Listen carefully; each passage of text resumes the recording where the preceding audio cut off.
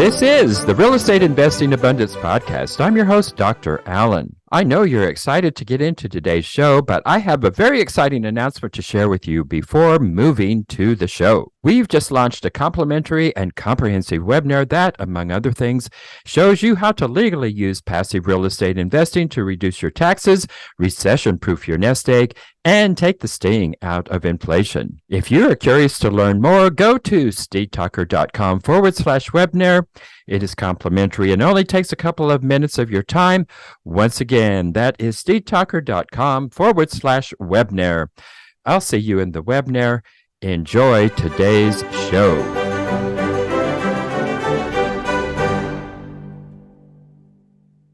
Hello, enlightened investors, and welcome back to Real Estate Investing Abundance. I'm your host, Dr. Allen, and so glad you can be with us today. We are going to take a journey in entrepreneurship, startups, and real estate investing. With us today is Litan Yahav, and he knows how to turn diamond tech into passive real estate investments. Litan is a Navy veteran and tech founder.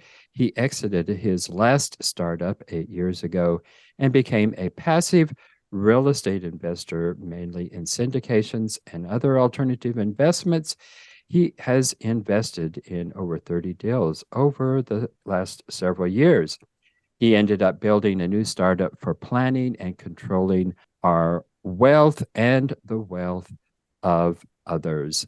The company is called Vyzer. So, Litan, take us into the show and share a memorable experience that may have shaped who you are today.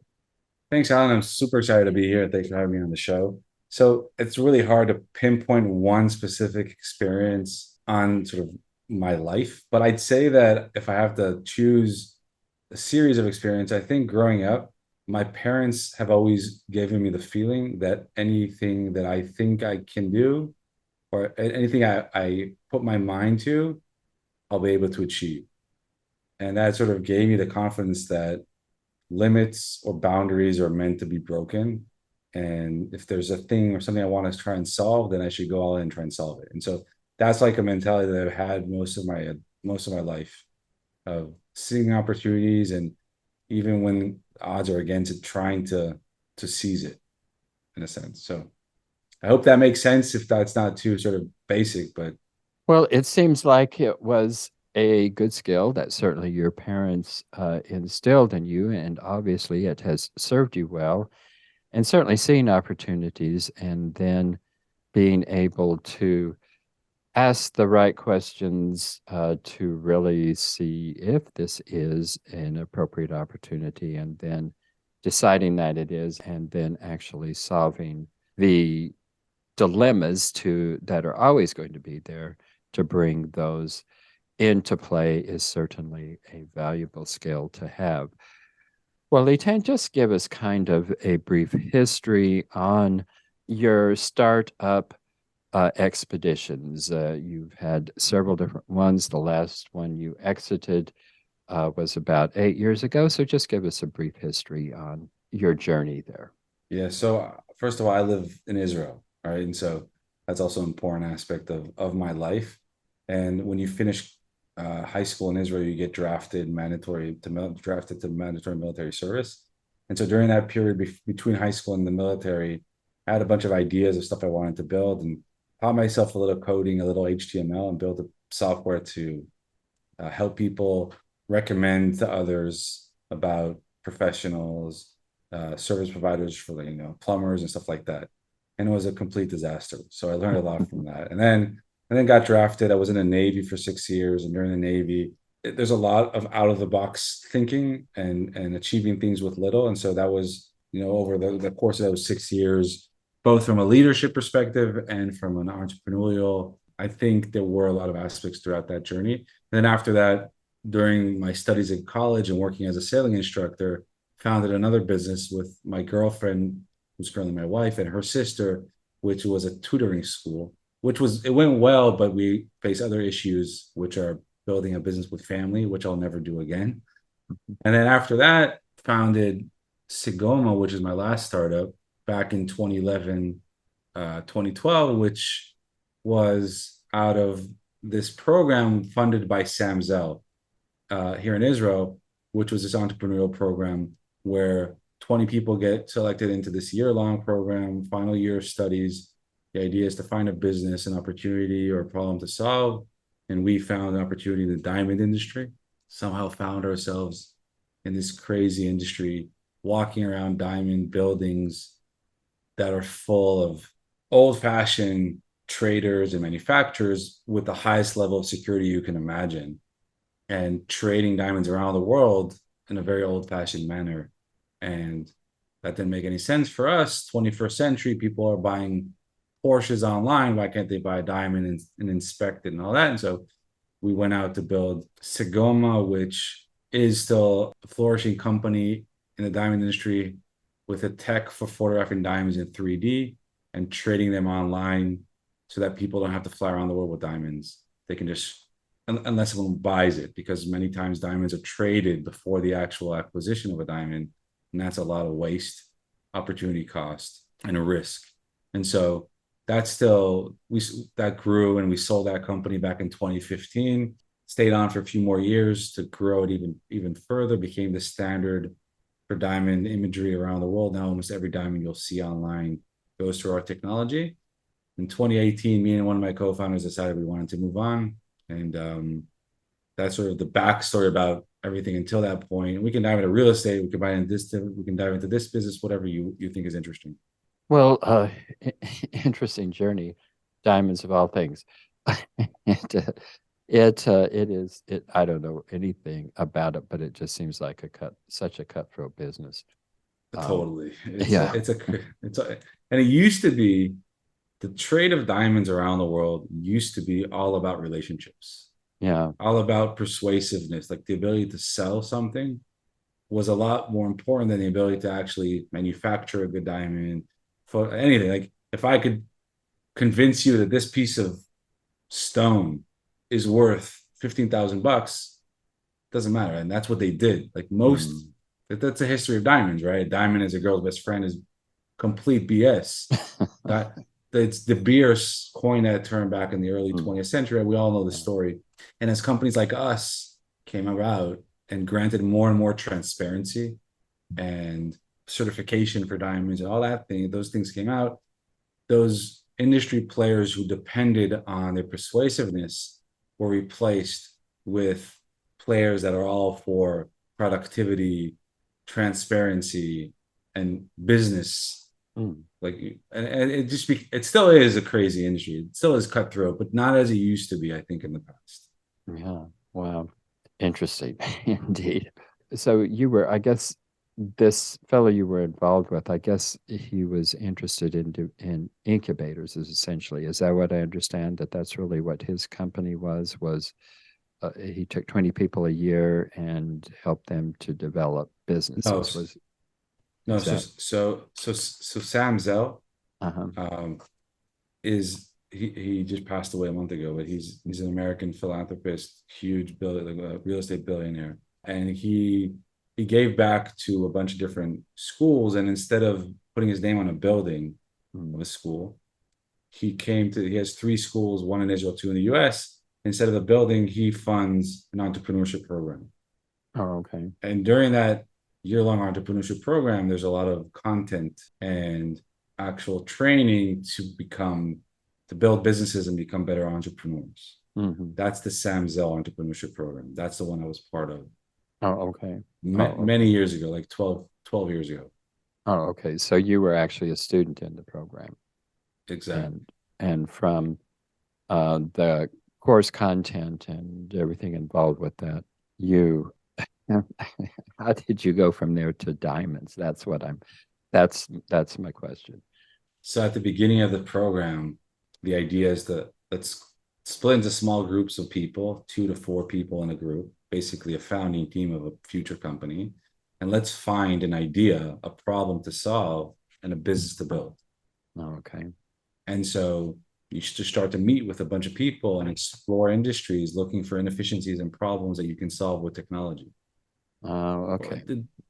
And that's how we found ourselves researching the diamond industry, meeting with Okay. people in the diamond industry, and Okay. finding this old-fashioned industry that was ripe for disruption. I see. Okay. So you were actually going out and seeking inefficiencies and operating problems within companies. And Exactly. diamonds just stuck out as a huge. Who in the group was connected with diamonds, or how is it that you actually came across diamonds? Was it? Yeah. So it it was totally by chance. Like none of us have mm, any diamond background, any jewelry yeah. background, but we knew a guy who worked in the diamond industry, and like we met other people in different industries and just picked their brains on inefficiencies. We picked their brain as well, and it was mind blowing the situation of what these guys go through in the industry. Uh-huh. So, Okay. and to be honest, I think the fact that we did not have a background in the industry gave us the added value of not be confined to Mhm. what they're used to doing. Right? We'd speak with diamond dealers when we were validating this idea, and they'd tell us, "Yeah, I want to smell the diamond." Like, Mhm. what the hell does that even mean? How do you, why, what, there's no smell to a diamond. It's just like, yeah, but I want to feel it. I want to see the life. And so these are people that are used to that, old fashioned type of trading and definitions. But the cool thing is their kids were born with iPhones and their Mhm. kids are looking for ways, it's a family business. And so their kids are looking for ways to make it more efficient.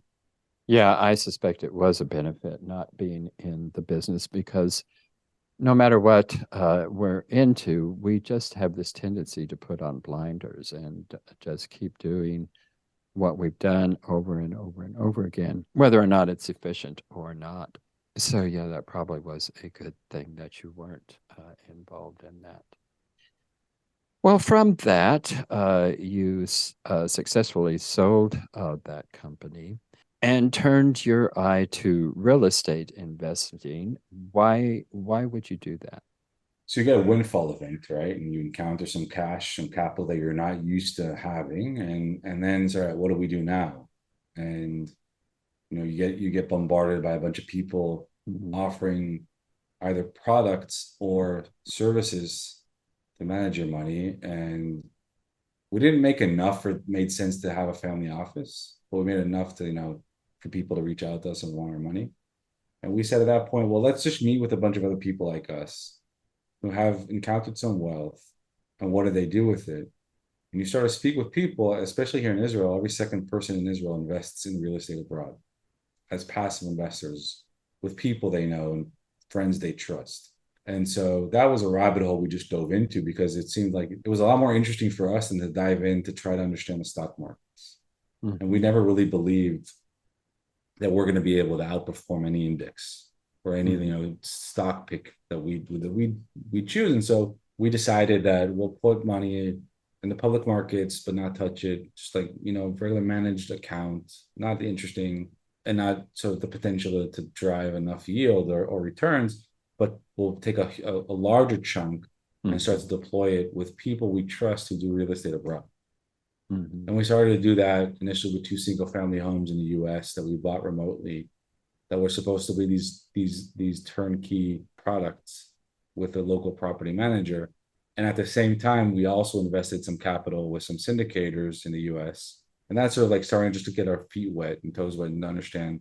Mhm. And it was really interesting learning curve because we found, we did made a bunch of mistakes, but we had appetite to do more in Mhm. that world, specifically around finding people we can trust that have experience in the private equity real estate world. That's how we got started. Enlightened investors, if you haven't done so already, be sure and click that like button and also click that share so others can take advantage of the content. And finally, be sure to subscribe so you don't miss a single one of our upcoming episodes. You said you made a bunch of mistakes, and we can all learn from mistakes. I think that's some of our best teachers. And unfortunately, oftentimes we have to learn from our own mistakes. But help us out here and tell us what were some of your major mistakes that we could avoid. So there are a lot of things that are really like personal types of mistakes because each of us have objectives, goals, criteria specific around investing. that we even don't know to ask the questions as to how we want to do it. And we didn't ask those questions. That was a mistake because we found out that we want to be passive, but we also want to generate, we're willing to take risks and looking for high returns.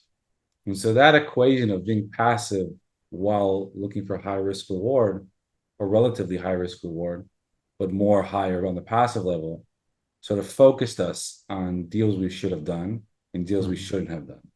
So, for example, we bought those 2 single-family homes in the States, and the amount of work, even though we weren't there, and even though we had a property manager, it still turned out to be more work than we were set out to, and the returns were lower than we expected.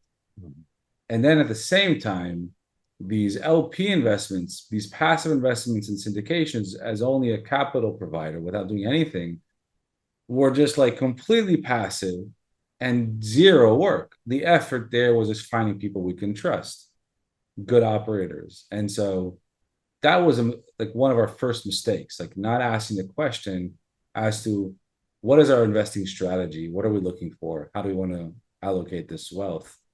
And that was like the first mistake. We only got rid of these single family homes like a year ago. And this is like eight years ago when we bought them. So it took us time because these were bad.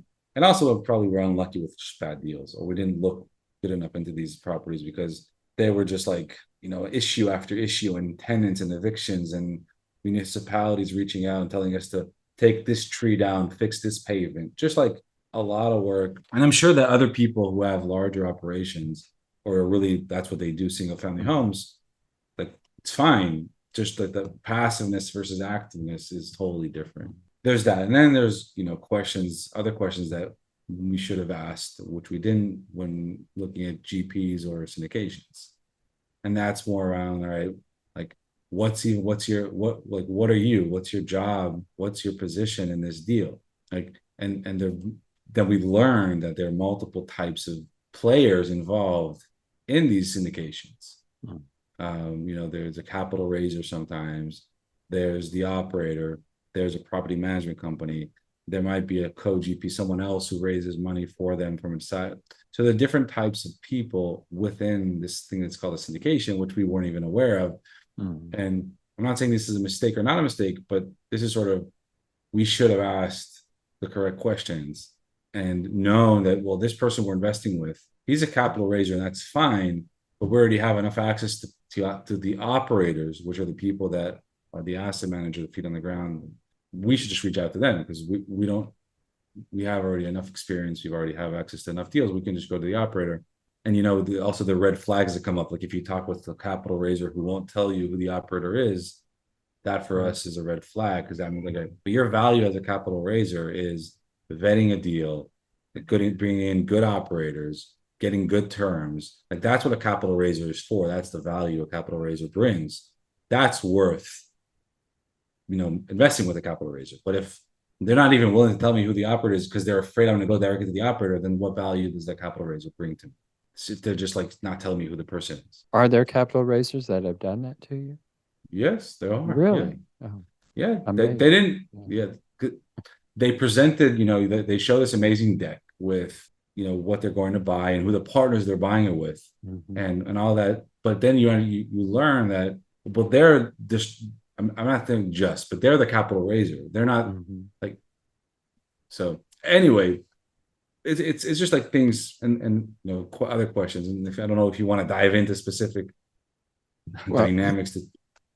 Well, I think this aspect of questions is really important because, we don't know what we don't know.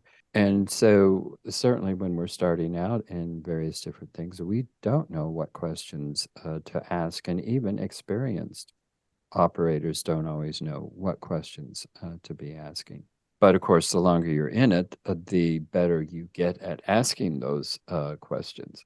But yeah, very interesting trajectory. But before we run out of time here, you have started a new business, which I think is a really critical business because it is a business that helps those who have wealth to control that wealth and to manage that. So tell us about this company and tell us about the startup of this company and really what were the seeds and the reasons and the why behind this company. Yeah, for sure. So we've over the years we've allocated, as I mentioned, quite a bit of capital into multiple deals across different GPs or different operators. And as the years went by, like we just were overwhelmed by the mess we encountered, just like managing our own money. I'd get an email from an operator, and I'd be like, "Well, shoot, when did I invest with this guy, and how much money, and is this what I expected in terms of like the distribution?" And these are good problems to have, like I always say. But again, these are problems, and if you're deploying capital for that capital to grow, it needs to be treated in a more serious way, like being on top of it. And so we built ourselves this software to automate the tracking and management of our wealth. So I'd get an email from an operator and I'd throw it into the software, and the software would log it for me and let me know where I'm at. I'd link my bank accounts to this software, and the software would monitor transactions and link those transactions to assets so that everything's up to date. And let me know if I missed something or someone missed something, and all the documents are in one place. So just like this, to replace my spreadsheet, to replace my Dropbox or Google Drive, we built this for us. And then a bunch of friends wanted it as well. And we decided there might be a whole business opportunity here. Spoke with a lot of people like us abroad in the US and Europe, found that there was nothing like this that solved the problem. And we decided to build a new startup, and that's what we did. Founded Vyzer 2.5 years ago, raised capital, and built our product for ourselves, only a lot more robust, more broad, answering more holistic needs, focused on just like helping people to streamline all of their wealth into one place, having that one source of truth. So that's like the backstory for Vyzer. And it's been amazing because, we talk with a bunch of our customers, and we see how they transition from heavy lifting of managing their stuff to just being passive. And our objective is to keep passive investing passive. Yeah. So Yeah, and well, and once you get into multiple deals like that, it isn't passive. Um, yeah, it sounds like a really high demand product, and you're the only one that I know of that has developed that type of software. But is it specifically for real estate investors, or does it have a broader application? no, so it manages everything. So you can track any type of asset or liability in Vyzer.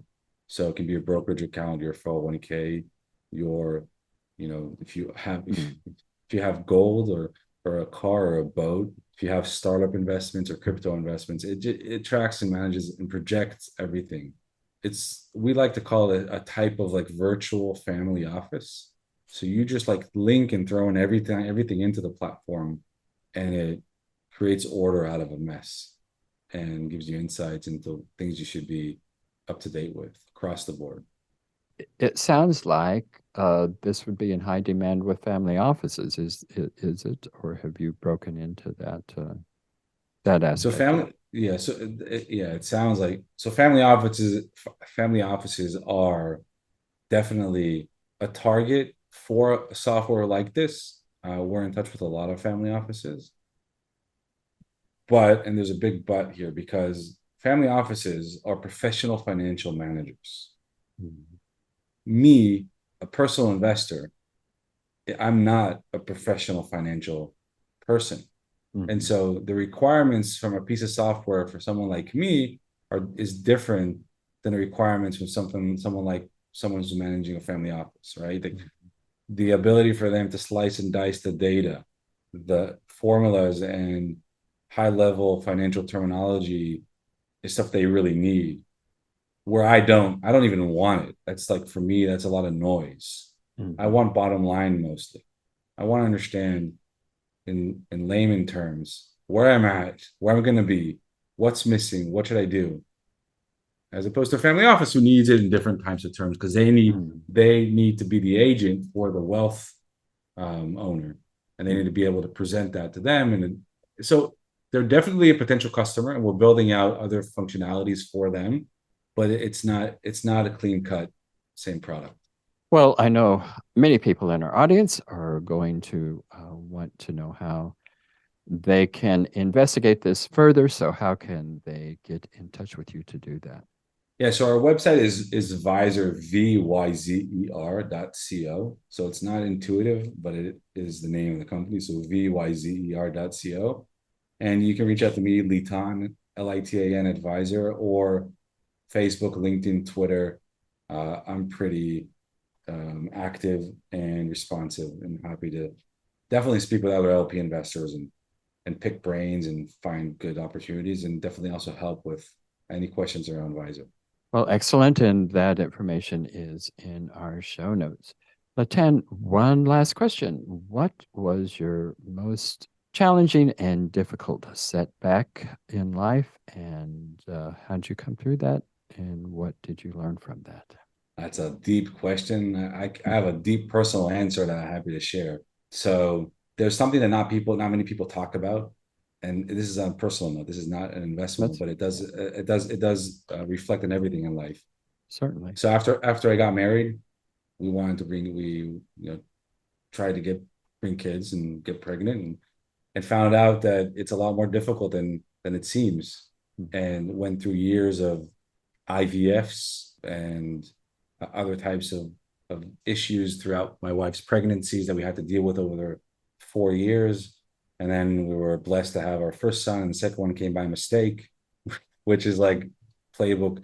So I think that was a huge, huge punch in the face in my life. I think the biggest in my life. It was like one of those situations you're totally unprepared for. You don't even think that's going to be an issue. And then what it is, you have to deal with it. And I think it's like one of those things that puts your life in perspective. Everything you're dealing with means nothing compared to what really matters in life, and that's family. And it really puts a lot of emphasis on relationships with your spouse and valuing the future kids that come out. So I think that for me was, and I don't know if that's one of your common answers for that, but that for me was that eye-opening experiences or setbacks that I learned a lot from. So I hope that wasn't too personal, but that's sort of like I'm an open guy. Well, I appreciate that. Many of us are afraid to get into the personal, but personal is always going to bleed into the business, and so I appreciate you sharing that, and it provides insights for all of us. So, Litan, thank you so much for being with us today. Wonderful conversation. Thanks for being on the show. Thank you so much for having me, Alan.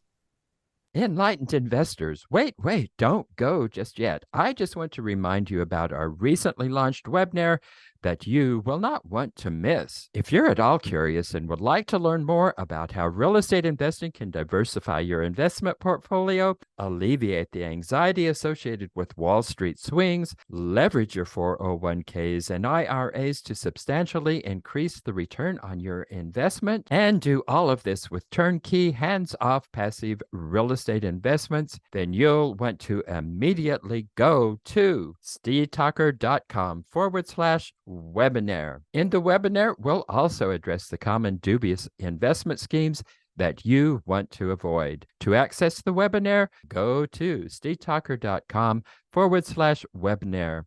I look forward to seeing you in the webinar. Thank you for tuning in to Real Estate Investing Abundance, brought to you by Steve Talker Capital, a company working for passionate professionals like you to develop financial independence built on solid, passive real estate investments.